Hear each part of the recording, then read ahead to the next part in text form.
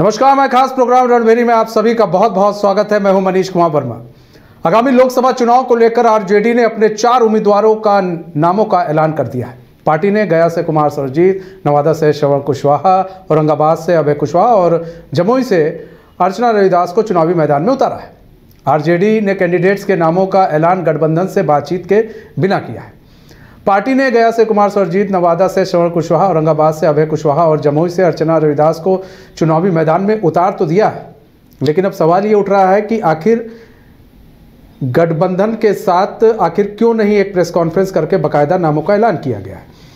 और इंडी गठबंधन में अब सवाल उठ रहा है क्या सब कुछ सही है। वही 4 नामों के सामने आने के बाद बिहार के कांग्रेस प्रदेश अध्यक्ष अखिलेश सिंह लालू और तेजस्वी यादव से मुलाकात करने उनके आवास पहुंचे थे, लेकिन क्या बातें हुई इसको लेकर अखिलेश सिंह चुप्पी साधे रहे। उन्होंने कोई भी सार्थक जवाब नहीं दिया। तो ऐसे में अब सवाल कई हैं, उन सवालों का हम जवाब भी जानेंगे। लेकिन अब सबसे बड़ा सवाल ये उठ रहा है कि इंडी गठबंधन जो ये कहता है कि हम एक साथ हैं और एक सूत्र में बंधे हुए हैं, अब ऐसा सवाल उठने लगा है कि क्या बिहार में सब कुछ ठीक है, आरजेडी और कांग्रेस के अंदर सब कुछ ठीक है। क्योंकि अभी तक फार्मूला जो सीट शेयरिंग का फार्मूला होता है उस पर अभी तक कोई विचार विमर्श नहीं हुआ है और इधर टिकट का ऐलान कर दिया गया है। और इसमें कई सारी चीज़ें हैं, क्योंकि बात की जाए तो कहा जा रहा है कि भाई औरंगाबाद से कांग्रेस चाह रही थी टिकट। हमारे साथ हमारे मेहमान भी जुड़ चुके हैं। कई सवाल हैं, उन सवालों का जवाब मैं अपने मेहमानों से हम लोग जानेंगे। उनसे आपका तारुफ करा देते हैं। हमारे साथ कांग्रेस से निभांत करपटने जी जुड़ चुके हैं, प्रवक्ता हैं। निशांत करपटने जी जुड़ चुके हैं, प्रवक्ता हैं। बीजेपी से पूनम जी जुड़ चुके ही हैं, ये भी बीजेपी प्रवक्ता। आरजेडी से उर्मिला ठाकुर जुड़ चुकी हैं जो कि एमएलसी हैं। आप सभी लोगों का बहुत बहुत स्वागत है। सबसे पहले हम रुक कर लेते हैं निशांत जी, आपका ये रुक कर लेते हैं। निशांत जी, ये क्या चल रहा है भाई कि एक तरफ तो आप लोग यहाँ पर कह रहे हैं कि सब कुछ ठीक है, सब कुछ ठीक है, इधर आरजेडी सीट पर सीट बांटे जा रही है बिना आप लोगों को पूछे। तो डायरेक्ट कौन है तो सुनिए हीरा जी, मुझे कुछ भी नहीं सुनाई पड़ा। देखिए, आरजेडी के साथ हमारा न केवल पॉलिटिकल अलायंस, आइडियोलॉजिकल अलायंस भी है। और ये आइडियोलॉजिकल अलायंस टेस्टेड है। लगभग 2 दशक से ज्यादा समय से हम लोगों का ये अलायंस है और एक दूसरे के लिए हम लोग प्रूवन है, जैसे एकदम बिल्कुल प्रूवन हो जाते हैं, साबित हुए। अब चूंकि हमारी आइडियोलॉजिकल अलायंस है और हमारी आइडियोलॉजी ये है कि हम एनडीए को हराएं और उनको शिकस्त दें। एनडीए का जो ये शासन है जो कि जनहित के खिलाफ है, उसको हम शिकस्त दें। और उस शिकस्त देने के क्रम में हम लोगों को ये हमारा जो गठबंधन है, इंडिया अलायंस है, इन चीजों को ज्यादा तवज्जो देता है कि कहां कौन किसे एनडीए के प्रत्याशी को हम कितनी मजबूती से शिकस्त दे सकते हैं, हरा सकते हैं। तो जब हमारा आइडियोलॉजिकल अलायंस है, हमारा सोच विचार निशांत जी, हमारे मिलते हैं, तो जो कुछ हो रहा है वो गठबंधन का मतलब क्या होता है? गठबंधन का मतलब क्या होता है? पहले आज आप हमको समझाइए। आप एक प्रोफेसर की तरह ज्यादा बताते हैं चीजों को। अब बताइए गठबंधन का मतलब क्या होता है? बोलिए ना, जोड़ने के लिए। गठबंधन देखिए, अलायंस का मतलब ही होता है, मैंने इसलिए शुरू में कहा ना कि हमारा आइडियोलॉजिकल अलायंस है। हमारा केवल ये एक कहते हैं ना कि वोट लेने के लिए और चुनाव जीतने के लिए एक अवसरवादी अलायंस नहीं है। आरजेडी धर्मनिरपेक्षता में विश्वास करती है, कांग्रेस की धर्मनिरपेक्षता। बात ये नहीं है, बात यहाँ पर है, बात ये नहीं है। अब आप इस चीज को समझ नहीं रहे हैं। फिर गठबंधन का मतलब है, सुनिए ना, गठबंधन अभी बीजेपी भी आप ही के साथ ही है, इस वक्त बैठी हुई हैं पूनम जी। आपने देखा किस तरह से इन्होंने प्रेस कॉन्फ्रेंस कर एक जो इन लोगों ने फार्मूला तय किया, किसको कितनी सीट मिलेगी, सबके लोग वहां मौजूद थे। लेकिन आपके यहाँ क्या हुआ? यहाँ पर तो आरजेडी सीट पर सीट बांट दी, 4 सीटें दे दी हैं आरजेडी ने। क्या कोई तय था ये कि सीट दे देगी आरजेडी? आप कह रहे हैं एनडीए के बारे में, बीजेपी के बारे में। देखिए, बीजेपी तो बिल्कुल अवसरवाद को, मौके को भुनाने में विश्वास करती है। उसका यकीन किसी प्रकार का सैद्धांतिक अलायंस में नहीं है, आइडियोलॉजिकल अलायंस में नहीं है। नतीजा देखिए, अभी वो ये पारस जी के साथ क्या हुआ। सर आप अपना बताइए पहले, सर उस पर आ जाएंगे। आप अपना बताइए ना, आपके यहाँ क्या है, आपके यहाँ क्या है। आज अखिलेश सिंह मिलने गए, आज अखिलेश सिंह मिलने गए, कल तक उनकी गाड़ी लालू जी के आवास पर बेधड़क घुस जाया करती थी। आज वो पैदल गए मिलने और पैदल वो बाहर निकले, गाड़ी उनकी बाहर खड़ी थी। ऊपर से आज उनका मुंह भी लटका हुआ था सर, और ना ही कुछ वो मीडिया से बात कर जवाब देने को तैयार थे। तो कुछ ना पेज तो फंस गया ना, क्या चल रहा है आप लोग वही नहीं बता पा रहे हैं। आप हमें दुनिया भर की जलेबी बता रहे हैं। सर जलेबी मत बताइए आप हमें।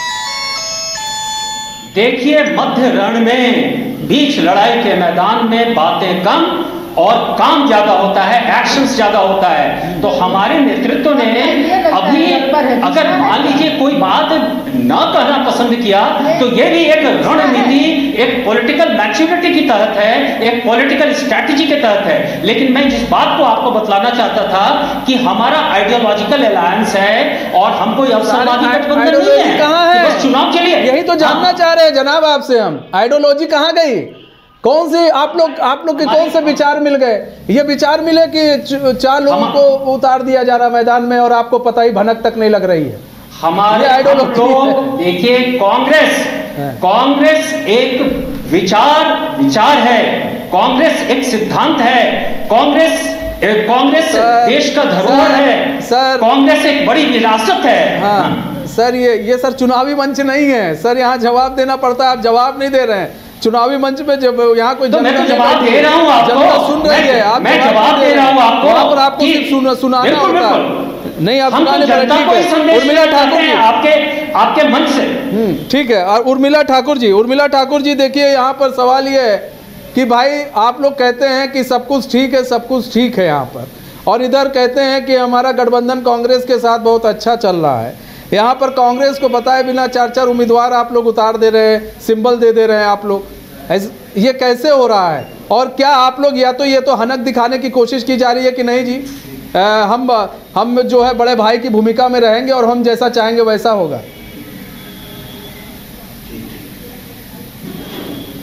उर्मिला जी आवाज आ रही है आपको? आवाज नहीं? ठीक है, चलिए उर्मिला जी से हमारा लगता है संपर्क टूट गया, हम दोबारा संपर्क साधेंगे।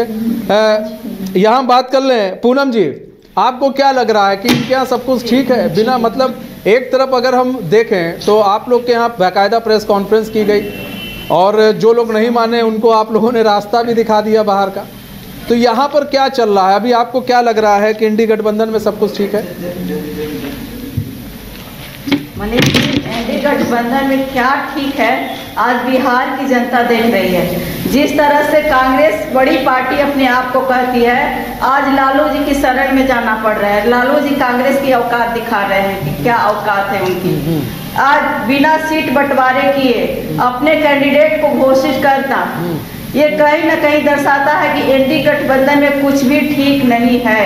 आज कांग्रेस के अध्यक्ष को लालू जी के यहाँ जाना और जो चेहरे पे जो उदासी स्पष्ट साफ दिखता है कि लालू जी ने इनको उनकी औकात दिखा दी। क्यों नहीं दिखाए? बिहार में उनकी औकात ही क्या है? कांग्रेस के कितने नेता यहाँ पर हैं जो जमीनी स्तर से जुड़े हुए हैं?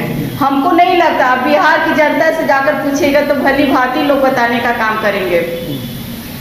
और बिहार की ये हमारे भारतीय जनता पार्टी को कहते हैं कि करनी और कथनी में अंतर है। मैं इनसे पूछना चाहती हूँ कांग्रेस के प्रवक्ता से कि भाई आपकी भी केंद्र में सरकार रही है, आपने कितने लोगों को नौकरियां देने का काम किया है, कितने लोगों का रोजगार देने का काम किया है, आपने क्या सुविधाएं जनता को देने का काम किया है? ये तो बताइए। आइडियोलॉजिकल बता रहे हैं, क्या है आपका आइडियोलॉजिकल? कुछ भी नहीं है। आप जनता को गुमराह कर रहे थे। आप कहते थे कि हम गरीबों की भलाई करेंगे। आप क्या किए?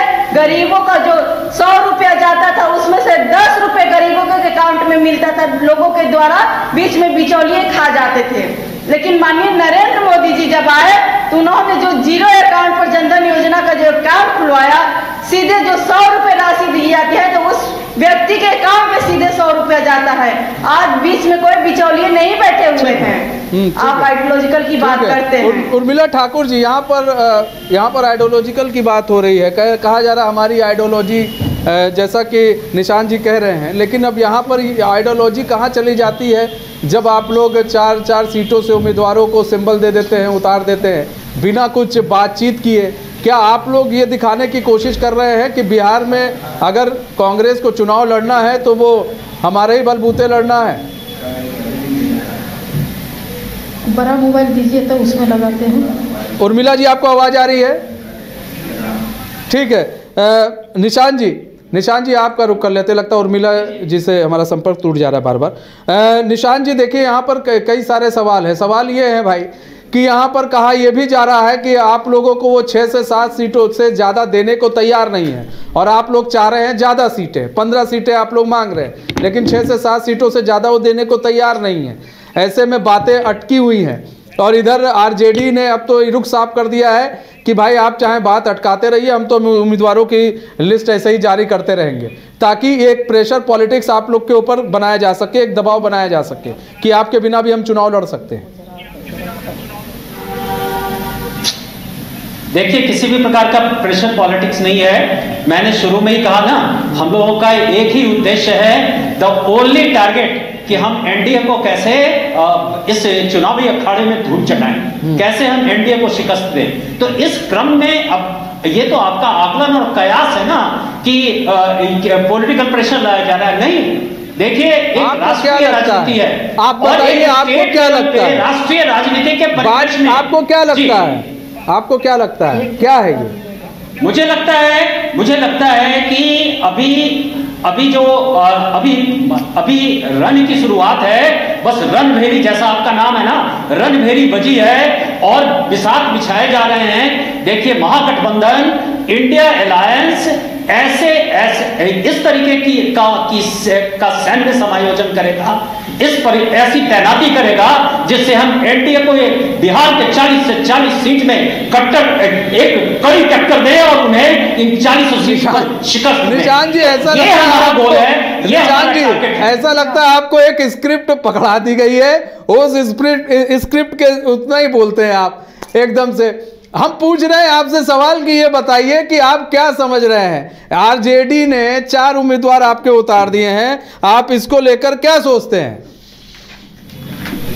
देखिए, उन्होंने उतारा है, आप 1-2-3 बातों फंडामेंटल्स को ध्यान दीजिए। क्या फंडामेंटल्स है? ये जो इंडिया गठबंधन बना, इंडिया अलायंस बना है, उसके सूत्रधारों में से लालू जी, आदरणीय लालू जी भी एक हैं। तो जब सूत्रधारों में से एक हैं, तो फिर ये बिहार की जो राजनीतिक, ठीक है, आप समझ नहीं पा रहे निशांत जी आज क्या बोल रहे हैं। ठीक है उर्मिला जी, ठीक है उर्मिला जी, अब आवाज आ रही है आपको? उर्मिला जी, बिना फॉर्मूला तय हुए आप लोग 4 सीटों पर उम्मीदवारों की घोषणा कर दे रही हैं। ऐसे में क्या दिखाने की कोशिश की जा रही है आरजेडी के तरफ से कि भाई देखो, तुम लोग अब फार्मूला देरी करोगे, हम ऐसे उम्मीदवार उतारते रहेंगे, अगर आप लोगों को आना है हमारे साथ तो भाई आपको हमारी बातें माननी पड़ेगी। देखिए, ये सब जो है मीडिया में और बीजेपी के लोगों द्वारा मनगढ़ंत बात है। हमारी कई बैठकें आपको मालूम होगी कि इंडिया गठबंधन की कई बैठकें हुई और लोग पूछ रहे थे, मीडिया वाले भी और बीजेपी भी चिंतित थी कि क्या हो रहा है, इन लोगों का जो है सीट नहीं तय हुआ है। लेकिन हम लोगों का सारी बातें हो चुकी है और उसी के तहत किनको किस सीट पर लड़ना है, उसी के तहत जो है हमारे आदरणीय नेता जो है कैंडिडेट दे रहे हैं। और कांग्रेस को कहाँ लड़ना है ये हो रही है। तो ये लोग जैसे बता रही थी पूनम जी कि यहाँ पर किसी का वजूद नहीं है, किसी का वैल्यू नहीं है। अरे भैया, वैल्यू तो आपके यहाँ होता है, वक्त निकल गया तो पहचानते नहीं, वक्त के यारी तो वहाँ होती है। आपने देखा कि आपका वक्त आया तो पारस को मंत्री बना दिए, वक्त चला गया, आज है कि वोट की राजनीति, हमको वोट लेना है तो अपने हनुमान को मिला लिए और कल हनुमान को भी गो टू पवेलियन कर दीजिएगा। तो मेरे आदरणीय नेता नीति और सिद्धांत के साथ मूल्य और मुद्दों की राजनीति, नीति सिद्धांत कहाँ है? ये कौन सी नीति सिद्धांत है? बिना प्रेस कॉन्फ्रेंस किए 4 लोगों को सिंबल बांट दिया जा रहा है। कांग्रेस के प्रदेश अध्यक्ष आ रहे हैं, बेचारे मुंह लटका कर बाहर आ रहे हैं। ये सिद्धांत बताइए ना, ये सिद्धांत कैसा सिद्धांत है? कोई मुंह नहीं लटका रहे हैं। पूर्व में ये तय किया गया है कि कांग्रेस को मैडम पता ही नहीं है कि सीटों का इधर आप लोग सिंबल दिए जा रहे हैं। नहीं सुनिए ना, चूंकि बीजेपी को हम लोगों को सत्ता से बाहर करना है इस देश के राजनीति। अरे ठीक है, आप बीजेपी को सत्ता में रखिए, बाहर कीजिए, वो आपकी हेडेक है, वो आप लोग जानिए, वो आप लोग जानिए। लेकिन यहाँ सवाल है कि बिना अपने घटक दलों को साथ में लिए, बिना अपने घटक दलों को साथ में लिए आप लोग अपना ही हनक दिखा रहे हैं। कौन साथ में है मैडम? एक प्रेस कॉन्फ्रेंस बता दीजिए कि आप लोगों ने फॉर्मूला तय हुआ किसको कितनी सीट मिलेगी। ठीक है, आपके सामने सुनिए ना, चिंतित होने की जरूरत नहीं है, वो सारा चीज आपके सामने आ जाएगा। नहीं, हम चिंतित नहीं है मैडम, लटकाया गया है। चिंता तो कांग्रेस को करनी चाहिए, हम चिंतित नहीं है। कांग्रेस को नहीं है, चिंता कांग्रेस को करनी चाहिए।